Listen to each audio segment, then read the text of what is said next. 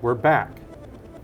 Josh, we're ready to tackle Superman, Batman, and Batman's little splinter group of Justice League. This one is, like I said, familiar places, same enemies, different results. We've got, of course, Superman trying to cure Lana Lang. We have the new Justice League of America with some interdimensional villains. And we have Lady Shiva with the League of Shadows. So it's going to get a little crazy in this segment. Oh, yeah. Definitely on the villain side. Yes, heavy on the villains. If you like your villains, you'll like this segment definitely. Justice League of America, number 1. Justice League of America, The Extremists, Part 1. We get the JLA's first fight, and for being a team made to inspire the masses of humanity, we get some intergalactic dimensional jumping villains, Lord Havoc and the Extremists. Not too often do we see this group. They're from another Earth, and when they came to this Earth, they said the fabric of reality, or I think they call it the dimensional membrane. Yeah, has been worn out, has been pushed. What a way to come to Earth. So they want to bring order to our Earth, but not by anything good, just by subjugating the population. Doesn't sit well with Batman, but in the meantime, I think what's more important is this team still has a lot of infighting, a lot of growing up to do. Yeah, this is still a team trying to find its center of balance. And that doesn't really help when you have, Lobo on one side, you have two real newcomers like Ray and Adam. I mean, Adam said this was like his first time in the new Adam suit. He didn't even have any instructions going into the fight against Lord Havoc and the Extremists. And yeah, it's an interesting group to try and coalesce. Don't want to read too much into this Justice League of America number 1 because we're going to see the story build up in future issues. But right now, do you think that Lord Havoc and the Extremists is a good fit for this team and to be introduced as the first set of villains? Yeah. Being that they're from another dimension and they seem a little bit supernatural. Yeah, well, and it's also kind of part of the DC Rebirth obscure villain hit parade they have going on. We've had, but it is an interesting choice because we have a group of heroes in the Justice League, which is trying to essentially the Justice League of America is trying to raise everybody up. I mean, that's sort of Batman's end goal is everybody can be a hero. This is what we have to show them. And here, their first adversaries are guys who say no. You go back down. You stay where you are. You do what we tell you. And reading into these DC Rebirth issues, a lot of the ones, kind of the first villains we've seen, have been sort of that antithesis character to the hero. Like Cyborg's been fighting Anomaly, who's kind of the exact opposite of what he is, sort of half man, half machine, but wants to eliminate all humanity instead of have that balance. We had Flash and Godspeed, who's kind of similar. They walk a similar line, but have very radically different approaches. So it's an interesting pick. Right. Definitely made me do some internet searching just to make sure I knew who all these guys were. Well, that brings me to a good point. When you did your research, you brought up that Lord Havoc kind of has some ties to the Justice League because of his other persona. Why don't you say about what you found out when you originally looked up Lord Havoc? Yeah, well, what kind of blew my mind was I was familiar with the original Lord Havoc, which was actually Maxwell Lord, when he first revealed himself to be a villain in the old classic, I think it was Justice League Europe at that point, either International or Europe at that point. And he took on the identity of Lord Havoc and decided, I'm going to kill all the superheroes because, as it turns out, I've always hated superheroes. And I wasn't familiar with the other dimensional Lord Havoc. So it's funny that we just had Max Lord in Justice League versus Suicide Squad trying to, take control of America, make America safe by, subjugating everything.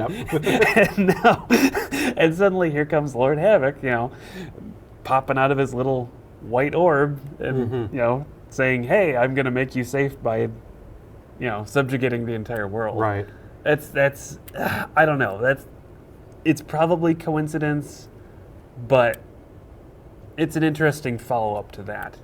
I think there's a little bit with DC Rebirth with the overall story arc, and I was going to say maybe we see Batman wanting to go against this big threat because he knows war's coming, but he doesn't know quite yet. Yeah. So I don't think it's coincidence that Lord Havoc and the Extremists are the first story arc that they did. And so it's deliberate. Probably future issues will go into that. Yep, and we still need to know how did they get through, because Havoc explicitly mentions we came through because I think he called it the dimensional membrane or the universal membrane was weakened. Yep. And it's like, okay, what weakened it? Was that, could that have been something intentional on some party, or could that have been unintentional? I mean, we had Prophecy plucking Superman like crazy. Yep. We've had Oz has been taking a few people. I'm wondering, is he going to be looking at this group and saying, no, don't think so. Not on this Earth. Yep. So we'll see. We'll see where that goes. The ending of this issue is Adam, Ryan Cho, he is a smart person, but is very new to the superhero game. He tries to wreak Havoc, literally with Havoc's armor, and he gets captured by Havoc. Batman says, if you want to make an example of anybody, make an example out of me, offers himself up to Lord Havoc and the Extremists. And that's how we end this issue. And we'll have to see next issue if somehow Batman turns the tables, as he always does. Will this Justice League of America be able to hold it together and still come together as a team? Action Comics number 974, Mild-Mannered Part 2. The reason I wanted to talk about this one is we're getting closer to Superman Reborn, in which we find out Mr. Oz had said, Superman, you're not what you think you are, neither was the other Superman, the family isn't what you thought they were either. And we've been seeing little clues. There's a mystery with Clark Kent being around. This Clark Kent who has memories of a Clark Kent life, but isn't Superman. We also know that Lana Lang, when New 52 Superman blew up, that universe's Lana Lang and Lois Lane absorbed some of Superman's powers. But these powers are killing Lana. They've already supposedly killed Lois Lane. So Steel is in the fortress with Lana Lang, and they're trying to figure out how to save her. We see Superman go into Antarctica and puts her in a Kryptonian battle armor. Which is the New 52 Fortress of Solitude. Yes. Yeah. So and he does essentially what he did back in the 90s with the Death and Return of Superman story arc, is he ends up in the Kryptonian battlesuit, which keeps him okay and still looks really, really cool. Seeing that made me really, really happy. Like, oh yay, it's still around. And that'll at least keep her contained because they still don't know what's going on with her. And it's interesting too because she comes to real briefly while she's kind of on the, I'd call it exam table, but she's floating. And she looks at Superman and says, well, how can you be here? Because you were just there. And and he says, what are you talking about? But it makes it sound like, because when Lois died, she said, oh, oh, Superman, I understand now. It makes it sound like they've been in contact with Superman, New 52 Superman. So the only thing that kind of jarred my memory was maybe New 52 Superman is some sort of like energy being now, kind of like when they did the Superman Blue thing, and he was sort of a energy being, which didn't last super long, but it makes me kind of scared that they'd try that again. But maybe that's some connection. But I mean, they're obviously contacting him somehow. Exactly. We don't know yet. We're going to find out here in the Superman Reborn storyline. Another story arc that's setting up for Superman Reborn is Clark Kent taking Lois Lane out for a date. And Lois Lane thought it was just going to be a casual date at Bibbo's, just talking. No, this Clark Kent rents a limousine, takes him to a fancy restaurant, but he is very creepy. I don't want to say creepy, he's acting like a kid. And that might be another clue on who this Clark Kent is, where somehow he's acting like this excitable kid who, woohoo. Something's, I don't want to say not right, but something's odd. Yeah, something's off with this Clark. And Lois knows that very well. I mean, she has it kind of down to some of his mannerisms, some of the words he uses are things that her Clark wouldn't have used, probably things New 52 Clark wouldn't have used. And it's interesting too, because we've seen, I think it was last issue, he goes to his apartment, she follows him into his apartment, And the doorman says, I haven't seen Clark Kent in, Yes. what, weeks or months? Yes. And, so that's like, okay. In this, when Lois leaves the restaurant and gets a taxi and goes, he gets back into his limo and says, follow that taxi. And there's no one in the limo. Right. I had to pick that up. I had to read that through a second time when you mentioned that. I did not notice that. Yeah, because I saw that and thought, oh, okay, that's really weird. And it's when he finally makes it to the Kent family home, he really has a breakdown seeing her eating with the other, I think he just calls him the guy who looks like me. Yes. So, oh boy, this Clark has some issues, I think. He has a breakdown, but then he says he starts to remember everything, and you took my life away from me. Interesting. Very interesting point. The reason why Clark wanted to follow her, I think we should point out, was he took her to that restaurant to propose to Lois to marry him, saying that we're destined to be together, and you can just feel it. And that Lois was saying, whoa, this is way too much. That's what triggered that whole event. Yeah. And Clark at the very end would say, hey, if you want to play nice or something, I'll show you how to play. But something has triggered his memories, and I'm not sure what memories he has from which Earth, who he is, but it's not good. Also, I want to point out the kid mentality was when he tipped that maitre d' saying, President Lincoln, thanks you. He tips him $5 at a fancy restaurant. You need to be breaking out the 20s and 100s, something there, for everything he did. Not very good. Yeah. Also, we see at the Himalayan Fortress of Solitude another story arc, which will probably wait till next time after Superman Reborn, is Henshaw and his crew. Henshaw sends someone in to go into the fortress, and what the villain's name, Blank, gets out. Yeah. Blank is the sort of telepathic city destroyer who is also this Superman's first enemy when he came over to the New 52 universe. He's been locked up for a while. We saw him an issue or two ago, just kind of taunting Superman in the Fortress of Solitude. Superman told him, oh, shut up, it's my house. And so Blank takes control of the one trooper they send in, and somehow, probably through a self-destruct or something, gets him to blow up the Fortress of Solitude. So obviously Blank likes blowing things up, I guess. Yes. And last we see, he's sitting on the rubble and, laughing as Superman saying, oh, well, just glad I don't have another crisis on my hands. And then it shows him, having fun with the destroyed Fortress of Solitude. Yeah, I think that's another subplot that will get some storylines after Reborn. I don't think he figures into it, but his fortress is destroyed, so now the only fortress he really had would be New 52 Superman's. What was your thoughts on what we were getting to? Obviously, we're getting to a main story arc of Superman, but what are your thoughts on Superman in general?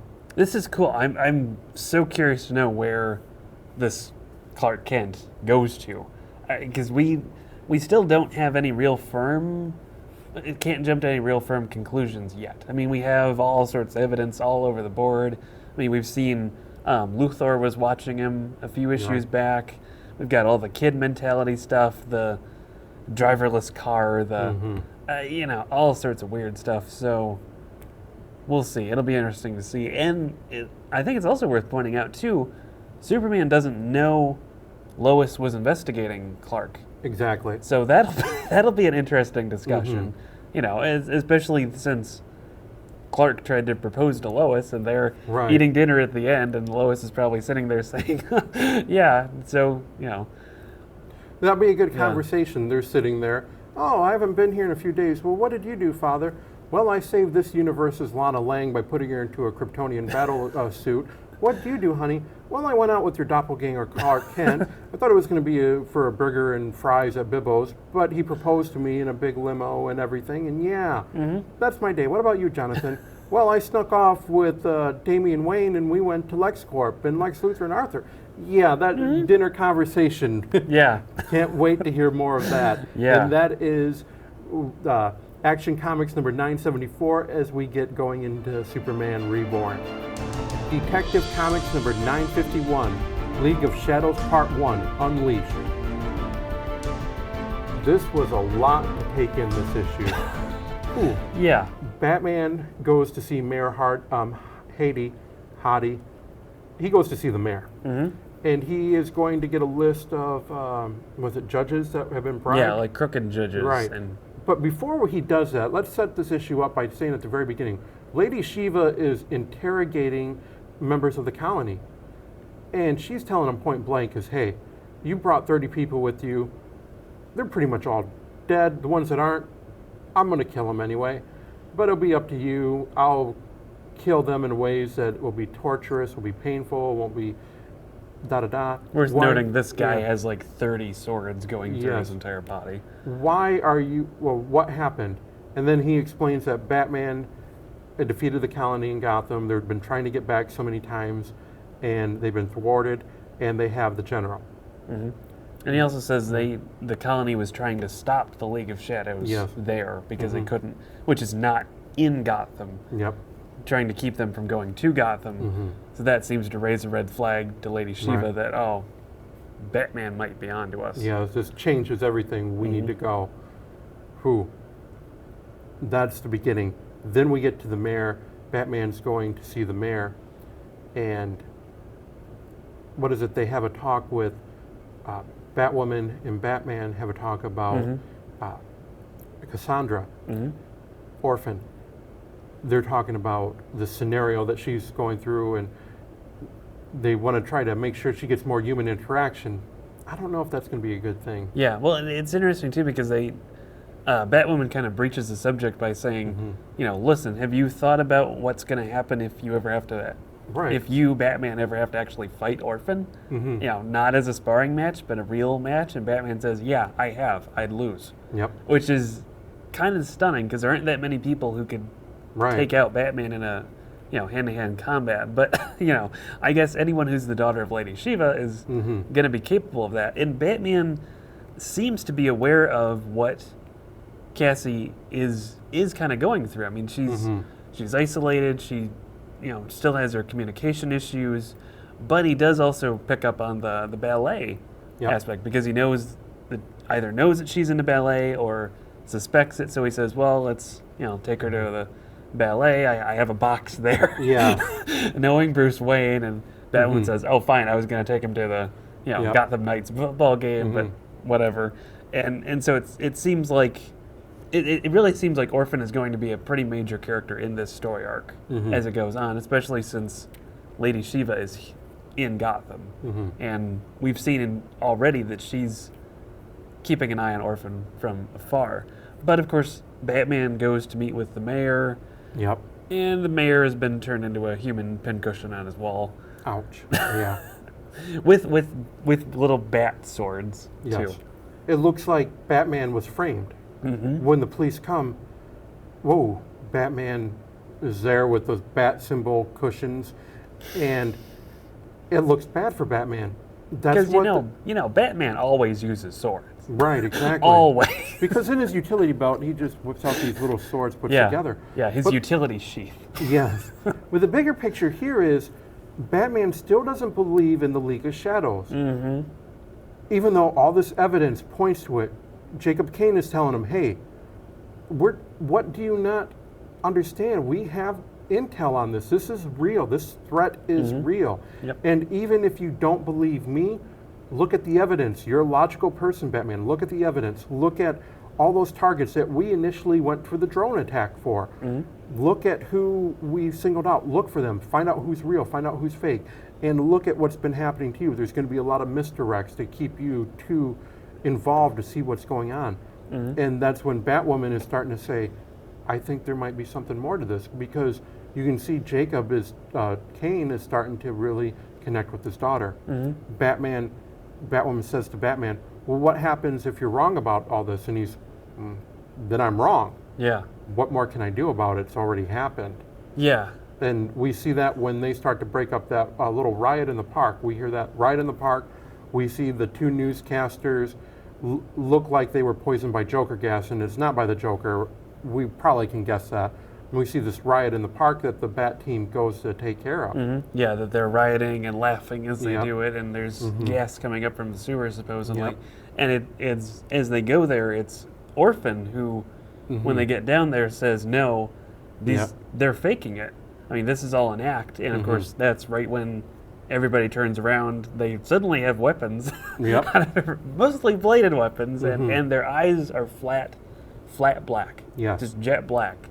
And so, Orphan notices that they're being watched as well. Yeah, because we had seen what looked kind of like maybe the silhouette of Lady Shiva watching Batman when he escaped the police after being framed for the death of the mayor.